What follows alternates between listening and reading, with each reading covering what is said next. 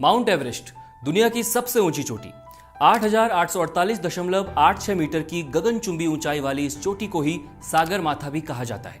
British surveyor sir George Everest के नाम पर इस चोटी का नाम माउंट एवरेस्ट रखा गया था। इस विशाल चोटी को सबसे पहले फतह करने वाले शख्स थे सर एडमंड हिलेरी। उनके साथ नेपाल के पर्वतारोही तेंजिंग नोर्गे भी शामिल थे और इन दोनों ने ही ये इतिहास 29 मई 1953 को दर्ज किया। वहीं लेफ्टिनेंट कर्नल अवतार एस चीमा और नवांग गोम्बू शेरपा माउंट एवरेस्ट पर चढ़ने वाले पहले भारतीय थे। उन्होंने 20 मई 1965 के दिन ये इतिहास रचा था। माउंट एवरेस्ट फतह करने वालों में महिलाएं भी पीछे नहीं रही। दुनिया की सबसे ऊंची चोटी को फतह करने वाली पहली भारतीय महिला थी उत्तराखंड की बेटी बछेंद्री पाल।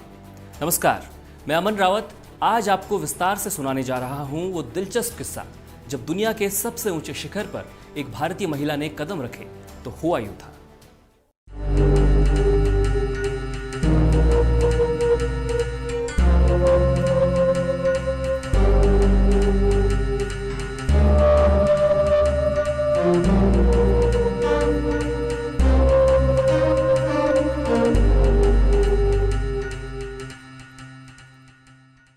छब्बीस मार्च 1984 लगभग 30 साल की बछेंद्री पाल एवरेस्ट अभियान के दौरान अपने दल के साथ 4,371 मीटर की ऊंचाई पर पूर्वी नेपाल में मौजूद पेरिच पहुंची। दुनिया के सबसे ऊंचे स्थान तक पहुंचने के लिए बछेंद्री बेहद उत्सुक थी, मगर पेरिच पहुंचते ही उन्हें एक बुरी खबर सुनाई दी। यह खबर उनके हौसले को पस्त करने के लिए काफी थी। खबर थी कि खुम्बू ग्लेशियर से गुजर रहा एक पर्वतारोहण दल बर्फ की एक विशाल चट्टान की चपेट में आ गया है। इस दल के एक सदस्य की मौत हो चुकी है और 4 सदस्य बुरी तरह जख्मी हुए हैं। यह खबर सुनकर बछेंद्री के अभियान दल के सभी सदस्य भयभीत हो गए, लेकिन उनके ग्रुप लीडर कर्नल खुल्लर ने अभियान दल को हताश नहीं होने दिया। उन्होंने सभी का मनोबल बढ़ाते हुए कहा कि ऐसे अभियानों के दौरान खतरों और कभी कभी मौत को भी इंसान को सहजता से स्वीकार करना चाहिए। ऐसी घटनाओं से घबराकर अपने हौसले को टूटने नहीं देना है। ठीक इसी दिन यानी 26 मार्च को बछेंद्री से पहले गए दल का नेतृत्व करने वाले प्रेमचंद वापस पेरिच लौट आए थे। उन्होंने बछेंद्री के दल को उन चुनौतियों से अवगत कराया जो एवरेस्ट फतह करने की राह में पहले मुश्किल पड़ाव खुम्बू ग्लेशियर को पार करते हुए आती है। उन्होंने कहा कि उनके दल ने कैंप 1 जो कि 6,000 मीटर की ऊंचाई पर ग्लेशियर के ठीक ऊपर मौजूद है तक रास्ता साफ कर दिया है। साथ ही वहां रस्सियां बांधकर और झंडियों से चिन्हित कर रास्ता कुछ आसान भी कर दिया है। मगर वहां अब भी हिमपात हो रहा है और यह हिमपात कब थमेगा ये निश्चित नहीं है, इसलिए यह भी संभव है कि हमें दोबारा रास्ता खोलने की कोशिश करनी पड़ सकती है। यह सब सुनकर दल के सदस्य विचलित हो उठे, लेकिन उनकी उत्सुकता भी वक्त के साथ प्रबल हो रही थी। बेस कैंप तक पहुंचने से पहले ही एक और बुरी खबर इस दल तक पहुंच गई। यह खबर थी एक रसोई सहायक की मौत की। जलवायु के साथ शरीर का तालमेल न बैठ पाने के कारण उसकी मृत्यु हो गई थी। कुछ आशंकाएं और बहुत सारा हौसला लिए यह दल आगे बढ़ता रहा। अगली रात करीब 5,164 मीटर की ऊंचाई पर मौजूद गोरखशेप पहुंचकर यह दल रुक गया। यहां बछेंद्री पाल ने जलवायु अनुकूलन के अभ्यास के लिए काला पत्थर पर रोहण किया। इस पर चढ़ने के बाद एक अनोखा नजारा बछेंद्री की आंखों में तैर रहा था। यहां से एवरेस्ट, साउथ कोल और लोहोत्से साफ नजर आ रहे थे। एवरेस्ट को अब तक बछेंद्री ने सिर्फ दूर से ही देखा था। वे पहली बार इस विराट पर्वत को इतने करीब से निहार रही थी। उन्होंने एवरेस्ट को सिर झुकाकर प्रणाम किया और आगे के सफर के लिए खुद को कुछ और मजबूत पाया। आगे का सफर बेस कैंप का था। इनमें पहला था बेस कैंप 1 जिसे 6,000 मीटर की ऊंचाई पर ग्लेशियर के ऊपर लगाया गया था। इसके बाद वेस्टर्न कूम नाम की बर्फीली घाटी में 500 मीटर की खड़ी चढ़ाई चढ़ने के बाद यह दल कैंप 2 पर पहुंचा और फिर 7,200 मीटर की ऊंचाई पर लोहोत्से के सामने कैंप 3 था। एवरेस्ट और लोहोत्से के बीच 7,906 मीटर की ऊंचाई पर मौजूद साउथ कोल था। यही साउथ कोल इस दल का अंतिम बेस कैंप यानी कैंप 4 था। साउथ कोल सबसे अधिक ऊंचाई पर मौजूद ग्लेशियर है। यहां पहुंचे पर्वतारोहियों को अक्सर बर्फीले तूफानों से 2-4 होना पड़ता है और कई बार हिमस्खलनों से भी। बछेंद्री साउथ कोल ग्लेशियर के पास पहुंचने के लिए बेहद आतुर थी। अपने कुछ साथियों के साथ शाम तक वो उस जगह पर पहुंच गई जहां से इस ग्लेशियर की शुरुआत होती है। कीलों से लैस अपने उपकरण उन्होंने पहन लिए। अभियान दल में मौजूद डॉक्टर मीनू मेहता ने सभी सदस्यों को आगे के सफर के लिए जरूरी जानकारियां दी, जिनमें एल्यूमिनियम की सीढ़ियों से टेम्पररी ब्रिज बनाना, डंडों और रस्सियों का सही ढंग से उपयोग करना, बर्फीली दीवारों पर रस्सियों को सही ढंग से टिकाना आदि शामिल था। बछेंद्री और साथियों के बेस कैंप के पास ही एक बल्गेरियन बेस कैंप था। बल्गेरियन पर्वतारोही कठिन पश्चिमी रास्तों से एवरेस्ट पर चढ़ाई करने की मंशा लिए थे। और जिस रास्ते बछेंद्री का दल एवरेस्ट तक पहुंचने वाला था उस रास्ते से वो लोग वापस लौटने वाले थे। बल्गेरियन पर्वतारोहियों के दल में से 5 पर्वतारोही शिखर तक पहुंचने पर सफल तो हुए, मगर उनके एक साथी क्रिस्टो प्रोडोनो, जो कि बिना ऑक्सीजन के एवरेस्ट शिखर तक पहुंचे थे, वापसी में मारे गए। रास्तों को खोलना और ऊंचाई पर स्थापित किए गए कैंप तक सामान पहुंचा पाना बेहद चुनौतीपूर्ण था।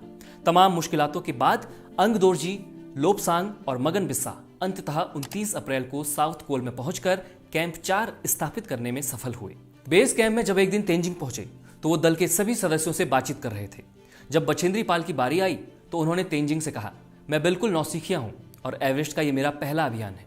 ऐसे में तेंजिंग हंसे और कहा, एवरेस्ट मेरा भी पहला अभियान ही है। तुम एक जीवट पहाड़ी लड़की लगती हो, तुम्हें पहले ही प्रयास में एवरेस्ट पर पहुंच जाना चाहिए। तेंजिंग की इन बातों ने बछेंद्री के जोश और जुनून को 4 गुना बढ़ा दिया था। फिर आया 1 मई 1984 का दिन। शिखर पर चढ़ने की तैयारियां पूरी कर ली गई थी। कर्नल खुल्लर ने साउथ कोल तक पहुंचने के लिए आरोहण दल के सदस्यों को 2 अलग अलग दलों में बांट दिया। 5 और 6 मई को इन दोनों दलों को आगे के सफर के लिए निकलना था। प्रेमचंद, रीता, फू दोरजी, चंद्रप्रभा ऐतवाल और अंग दोरजी का दल 7 मई को साउथ कोल पहुंचा। 8 मई को प्रेमचंद, रीता और अंग दोरजी को अग्रिम दल के रूप में शिखर पर चढ़ने का प्रयास कर शाम तक वापस लौटना था और इसी दिन फू दोरजी, चंद्रप्रभा ऐतवाल और 8 शेरपाओं को 8500 मीटर की ऊंचाई पर कैंप 4 को स्थापित भी करना था और रात को वहीं रुककर अगले दिन शिखर पर चढ़ने का प्रयास कर शाम तक वापस लौटना था। चंद्रप्रभा ऐतवाल और प्रेमचंद कुछ कारणों से वापस लौट आए, लेकिन फू दोरजी, रीता और अंग दोरजी 9 मई की सुबह 7 बजे अपने लक्ष्य की ओर आगे बढ़े। करीब 1 घंटा चढ़ने के बाद अंग दोरजी के पैर ठंडे होने लगे। हिमस्खलन की आशंका के चलते उन्होंने वापस लौटने का फैसला किया। रीता पीछे थी और फू दोरजी उनसे लगभग 20 मीटर आगे थे। बर्फीली हवाएं 80 किलोमीटर प्रति घंटे की रफ्तार से उनसे टकरा रही थी और चारों तरफ कोहरा छाने लगा था। मौसम की अनिश्चितता के चलते रीता भी वापस लौटने लगी। फू दोरजी लक्ष्य से केवल 20 मीटर के फासले पर थे, मगर उनके पास उपलब्ध ऑक्सीजन खत्म हो गई। विपरीत परिस्थितियों में भी उन्होंने हार नहीं मानी और दोपहर 12 बजे वो दुनिया की सबसे ऊंची चोटी पर पहुंच चुके थे। फू दोरजी इतिहास रच चुके थे। इस अभियान दल को एवरेस्ट को पहली बार बिना ऑक्सीजन के फतह करने का श्रेय भी मिला। दूसरे दल में शामिल थे एंडी शेरपा, लोपसांग, मगर बिस्सा, तशारिंग और बछेंद्री पाल। इस दल को 8 मई को साउथ कोल तक पहुंचना था और 9 मई को चोटी पर चढ़ने का प्रयास करना था। सभी सदस्य कैंप 3 से निकल चुके थे। बर्फीली हवाओं के बीच भी उनका सफर जारी रहा। साउथ कोल अब बस 1 घंटा दूर था, लेकिन बछेंद्री को चलने में भारीपन महसूस होने लगा था। गैस की कमी थी, इसलिए बछेंद्री पाल बिना ऑक्सीजन के ही चल रही थी। उनकी चाल धीमी होने लगी थी। उन्हें अभी चढ़ाई के सबसे कठिन हिस्से को पार करना था। बर्फीली हवाएं उनके सफर को और भी कठिन बना रही थी। तभी एक इंसान उन्हें नीचे की ओर आते दिखा। वो आश्चर्य में पड़ गई कि इस वक्त साउथ कोल की ओर से आने वाला इंसान कौन हो सकता है। ये शख्स थे एंडी शेरपा, जो कि उनके लिए ऑक्सीजन सिलेंडर लेकर आ रहे थे। ऑक्सीजन मिलते ही अब उन्हें चढ़ाई काफी आसान लगने लगी थी। बल्गेरियन पर्वतारोहियों का एक जोड़ा, जो कि पश्चिमी रास्ते से चोटी पर चढ़ रहा था, अपने निर्धारित समय से 24 घंटे पीछे था, लिहाजा वे काफी थक भी चुके थे। ऐसे में शिखर से वापसी के दौरान दोरजी ने बल्गेरियनों की मदद की और इसके लिए एंडी शेरपा और लोपसांग को उनकी मदद के लिए भेजा। इस वजह से 9 मई की यात्रा को रद्द कर दिया गया और बछेंद्री पाल को साथियों के साथ कैंप 3 की ओर वापस लौटना पड़ा। 15 मई 1984 बुद्ध पूर्णिमा का दिन था। बछेंद्री लोहत्से में कैंप 3 में थी। उनके साथ 10 अन्य सदस्य भी थे, जिनमें लोपसांग और तशारिंग उनके टेंट में ही थे।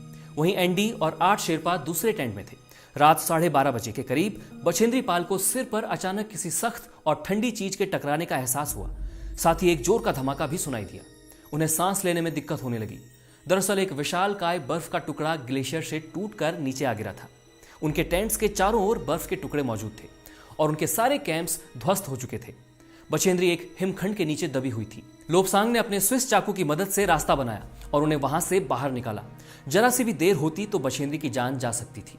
रसोई के अलावा सब कुछ तहस नहस हो चुका था। लोपसांग और बछेंद्री पाल जैसे तैसे इस रसोई के ऊपर पहुंचे। उन्होंने देखा कि एंडी कैंप 4 के ग्रुप लीडर से वॉकी टॉकी पर बात कर रहे हैं और कह रहे हैं कि उनकी पसलियां और एक शेरपा के पैर की हड्डी टूट चुकी है। चारों ओर से दल के सदस्यों के कराहने की आवाजें सुनाई दे रही थी। कई लोगों को गंभीर चोटें आई थी, मगर एंडी के हौसले अब भी बुलंद थे। उन्होंने कैंप 2 तक ये संदेश पहुंचाया कि सब कुछ ठीक है, सभी लोग आगे का सफर तय करेंगे। उस रात रसोई में बिताकर सभी सदस्यों ने एक दूसरे की चोटों की प्राथमिक चिकित्सा की। इस भयावह घटना के बारे में सुनकर कैंप 1 से जय और बिस्सा और कैंप 2 से एक रसोइया और 4 अन्य सदस्यों के साथ बचाव दल के रूप में उनकी मदद के लिए रवाना हुआ। कुछ ही घंटों में यह बचाव दल वहां पहुंच चुका था। 16 मई की सुबह 8 बजे सभी सदस्य कैंप 2 में थे। जिन शेरपा के पैर की हड्डी टूट चुकी थी, उन्हें एक काम चलाओ स्ट्रेचर की मदद से नीचे लाया गया। ग्रुप लीडर कर्नल खुल्लर ने इतनी ऊंचाई पर अंजाम दिए गए इस साहसिक बचाव कार्य की खूब सराहना की। उस रात बछेंद्री पाल के सिर पर जो चोट आई थी, ठंड की वजह से उस जगह पर दर्द और भी ज्यादा होने लगा था। इस कारण हाथ से ही वो उस जगह को मलने लगती। उनके दल के सभी 9 सदस्यों को ज्यादा चोट आने के कारण बेस कैंप भेज दिया गया। कर्नल खुल्लर ने जब बछेंद्री पाल से पूछा कि क्या तुम्हें डर लग रहा था, तो बछेंद्री ने कहा जी हाँ। उन्होंने फिर से पूछा क्या तुम वापस जाना चाहती हो? बछेंद्री ने पूरे आत्मविश्वास के साथ जवाब दिया नहीं। अब जब कई सारे सदस्य वापस जा चुके थे, तो ऐसे में कुमार, जय बहुगुणा, मगन बिस्सा और डॉक्टर मीनू मेहता को साथ में लेकर अगला पर्वतारोहण दल बनाया जाना था। लाहाटू, पुलजर और अन्य शेरपाओं को सहायक की भूमिका निभानी थी। बछेंद्री महिला सदस्यों में काफी अहम थी, इसलिए उन्हें कुछ विशेषाधिकार दिए गए। ऑक्सीजन को बचाए रखने के लिए सभी पुरुष सदस्यों को साउथ कोल तक का सफर बिना ऑक्सीजन के ही तय करना था। आधी चढ़ाई चढ़ जाने के बाद बिस्सा के पैर ठंडे पड़ने शुरू हो गए। ऐसे में उन्हें ऑक्सीजन लेने की सलाह दी गई। बछेंद्री पाल को अगले दिन की चढ़ाई के लिए ऊर्जा बचाए रखनी थी, इसलिए उनसे कहा गया कि वे 2 लीटर प्रति मिनट के औसत से ऑक्सीजन का इस्तेमाल करें। साउथ कोल पहुंचते ही बछेंद्री पाल ने अभ्यास शुरू कर दिया और खाने का सामान, कुकिंग गैस और ऑक्सीजन सिलेंडर समेटकर अपने पास रख लिया। जय और मीनू काफी पीछे थे, क्योंकि उनके पास काफी बोझ था और बिना ऑक्सीजन के आ पाने में उन्हें दिक्कतें हो रही थी। उनकी धीमी गति को देखकर बछेंद्री परेशान थी, क्योंकि अगले दिन बछेंद्री को उन्हीं के साथ चढ़ाई चढ़नी थी। दोपहर के बाद अपने दल के सदस्यों की मदद के लिए बछेंद्री ने नीचे लौटने का फैसला किया। तेज बर्फीली हवाओं के बीच बछेंद्री नीचे आ रही थी। कैंप के पास ही मीनू उन्हें दिख गई। जेनेवा एस्पर की चोटी के ठीक नीचे उन्हें जय दिखा। जय ने बछेंद्री को सलाह दी कि वो और ज्यादा नीचे ना जाए, मगर उन्हें कुमार से भी मिलना था। बछेंद्री जय की सलाह को दरकिनार कर थोड़ा और नीचे उतरी। इतने में उन्हें कुमार भी दिख गया। कुमार ने बछेंद्री से कहा, तुमने इतना जोखिम क्यों लिया? बछेंद्री ने कहा, औरों की तरह ही मैं भी पर्वतारोही हूँ, शारीरिक रूप से फिट हूँ, मुझे अपने साथियों की मदद क्यों नहीं करनी चाहिए। कुछ देर बाद साउथ कोल कैंप से लाहाटू और बिस्सा भी नीचे उतर आए। यहाँ रात रुककर अगले दिन बछेंद्री पाल सुबह 4 बजे उठी। बर्फ को पिघलाकर उन्होंने चाय बनाई। कुछ बिस्किट और चॉकलेट का नाश्ता करके करीब 5:30 बजे बछेंद्री टेंट के बाहर आई, तो बाहर अंग दोरजी खड़ा था। दोरजी बिना ऑक्सीजन के ही चढ़ाई चढ़ने वाला था। उसे या तो उसी दिन चोटी फतह कर साउथ कोल की ओर वापस लौटना था, या फिर यह विचार अपने मन से त्याग देना था। अंग दोरजी ने बछेंद्री से पूछा क्या वो उनके साथ चलना पसंद करेंगी। एक ही दिन में एवरेस्ट शिखर तक पहुंच पाना और वापस साउथ कोल तक वापस लौटना बेहद चुनौतीपूर्ण था, मगर बछेंद्री दोरजी की पर्वतारोहण क्षमता से वाकिफ थी। बछेंद्री ने दोरजी पर भरोसा किया और उनके साथ चलने को राजी हो गई। 23 मई 1984 सुबह करीब 6:20 दोरजी और बछेंद्री अपने कैंप से बाहर निकले। दोनों ने चढ़ाई शुरू की। दोरजी अच्छी तरह से चढ़ाई चढ़ रहे थे। बछेंद्री को भी उनके साथ चलने में कोई दिक्कत नहीं हो रही थी। कुछ जगह बर्फ बेहद सख्त थी, जिस वजह से फावड़े का इस्तेमाल करना पड़ रहा था। यह रास्ता बड़ा खतरनाक था। 2 घंटे से भी कम वक्त के अंदर दोनों शिखर कैंप तक पहुंच चुके थे। कैंप तक पहुंचने के बाद दोरजी ने बछेंद्री से पूछा क्या तुम थक चुकी हो? बछेंद्री ने जवाब दिया नहीं। दोरजी ने कहा इससे पहले वाले दल ने यहां तक पहुंचने में 4 घंटे लगाए थे। अगर इसी गति के साथ हम आगे बढ़ते रहे तो दोपहर 1 बजे तक हम शिखर पर खड़े होंगे। दोनों फिर से अपने लक्ष्य की ओर बढ़ चले। दक्षिणी चोटी के नीचे कुछ वक्त के लिए दोनों ठहरे। इतने में ही उनके पीछे से आ रहा लाहाटू भी वहां पहुंच गया। उसके पास नायलॉन की रस्सी थी। बछेंद्री और दोरजी रस्सी के सहारे चढ़ने लगे। लाहाटू एक हाथ में रस्सी के सहारे चढ़ने लगा।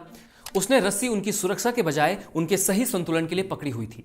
दक्षिणी शिखर के ऊपर हवा काफी तेज गति से बह रही थी और इन हवाओं में बर्फ के अनगिनत कण मौजूद थे। इतने में अचानक दोनों ने यह महसूस किया कि अब चढ़ाई खत्म हो चुकी है। कोई ढलान अब मौजूद नहीं था। दोनों ही एवरेस्ट के शिखर पर पहुंच चुके थे। 23 मई 1984 का दिन था। दोपहर करीब 1:07 हो रहे थे। बछेंद्री पाल इतिहास रच चुकी थी। वो अब विश्व की सबसे ऊंची चोटी एवरेस्ट पर चढ़ने वाली दुनिया की 5वीं और भारत की पहली महिला बन चुकी थी। एवरेस्ट की चोटी पर इतनी जगह भी नहीं थी कि 2 लोग वहां पर एक साथ खड़े हो सकें। ऐसे में दोनों ने वहां पर बर्फ को कुछ खोद कर जगह बनाई ताकि वहां पर खड़ा हुआ जा सके। बछेंद्री अपने घुटनों के बल बैठी और एवरेस्ट शिखर को चूमा। करीब 43 मिनट वे दोनों इस चोटी पर रहे। यहां से लोहत्से, नुप्त्से और मकालू जैसे विशाल शिखर भी बौने प्रतीत हो रहे थे। चोटी के पास से ही उन्होंने पत्थरों के कुछ नमूने इकट्ठे किए और 1:55 पर एवरेस्ट शिखर से नीचे को चल दिए। बछेंद्री पाल का जन्म 24 मई 1954 को उत्तराखंड के उत्तरकाशी जिले के नकुरी गांव में हुआ था। अपने गांव से स्नातक पास करने वाली वो पहली महिला थी। इसके बाद उन्होंने संस्कृत से एमए किया। उनके परिवार वाले कभी नहीं चाहते थे कि वे एक पर्वतारोही बने, मगर किस्मत को कुछ और ही मंजूर था। उन्होंने माउंटेनियरिंग करने की सोची और नेहरू पर्वतारोहण संस्थान में आवेदन किया। सालों लगे, लेकिन फिर वो वक्त भी आया जब पूरे देश ने उनकी काबिलियत को पहचाना। अपनी इस उपलब्धि के लिए उन्हें साल 1984 में पद्मश्री, साल 1986 में अर्जुन पुरस्कार और साल 2019 में पद्म भूषण से सम्मानित किया गया। वर्तमान में Bachendri Pal Tata Steel adventure foundation Jamshedpur में बतौर संस्थापक निदेशक काम कर रही हैं और हजारों लोगों को पर्वतारोहण के गुर सिखा रही हैं। बछेंद्री पाल आज अनेकों ऐसी महिलाओं के लिए प्रेरणा स्रोत हैं जो बहुत कुछ करना तो चाहती हैं, मगर परिस्थितियां उनका साथ नहीं देती। विपरीत परिस्थितियों में भी कैसे कोई मुकाम हासिल किया जा सकता है, ये बात बछेंद्री पाल से सीखी जा सकती है। बारामासा का ये कार्यक्रम आपको कैसा लगा, हमें कमेंट करके जरूर बताइएगा। अगर आपको ये कार्यक्रम पसंद आया हो तो इसे शेयर करने के साथ ही बारामासा का समर्थन भी करें। आप डिस्क्रिप्शन और कमेंट में दी गई जानकारी के जरिए हमें समर्थन भी दे सकते हैं, ताकि हम लाते रहें ऐसी ही दिलचस्प जानकारियां बारामासा।